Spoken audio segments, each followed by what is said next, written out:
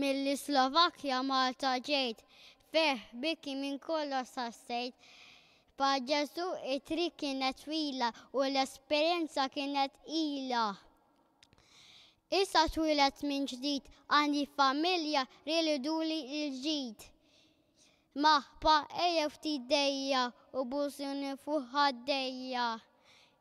Inħobkom ħafna bi provi, slava Jershisov, u tmin viva Ġesu bambin. Din hija l-poeżija ta' tfajjel Josef Manġon, parti mill-Pritka tal-Miliet, differenza waqt il-quddisa tal-lejl tal-Miliet tal-Grupp Belong li saret fil-Knisja ta' Sant'Anna fiż-Żebbieħ it-tnejn fil-għaxija.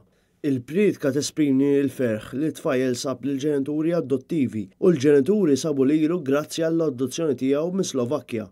Saqsejna l-Misser Josef Imer Manġon dwar is-sinifikat ta' dan il-Miliet. Nessana mod differenti għax 4 snin ilu, ovvjament żmien il-Miliet kien ikun diffiċli għalina.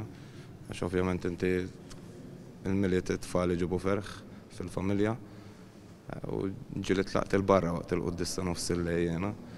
L-lum il-ġurnata hija storja differenti kemm li għandna l-Josef magħna il-ferħ u fil-familja kien bidel ħafna.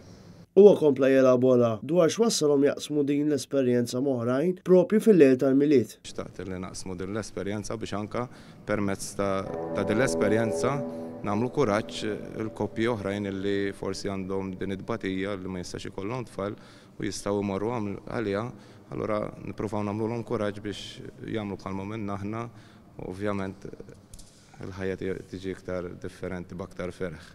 Dan il-ġest altruist ġie fl-isfond li l-Pritka f'din il-quddisa partikolari ma tkunx waħda solita kif naraw fil-parroċċi. Denise Ellul u Anthony Baldacchino, l-awturi tal-poeżija, ħejja audiovizwal ta' 20 minuta li permezz tagħha żewġu din l-istorja mal-ġejjed tan-nattività.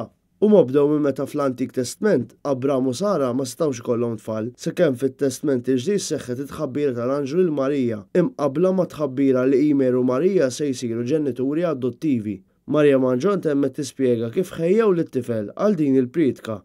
Josef mindu wasal Malta kien jitkellem biss bl-Ingliż, però qegħdin nagħlmu ħafna l-Malti u preparajni għal il-poeżija billi spjegajnilu eżattament x'ħajajt u r-riżultat der ferm tajjeb, jiġifieri u tal-liema bl-amment.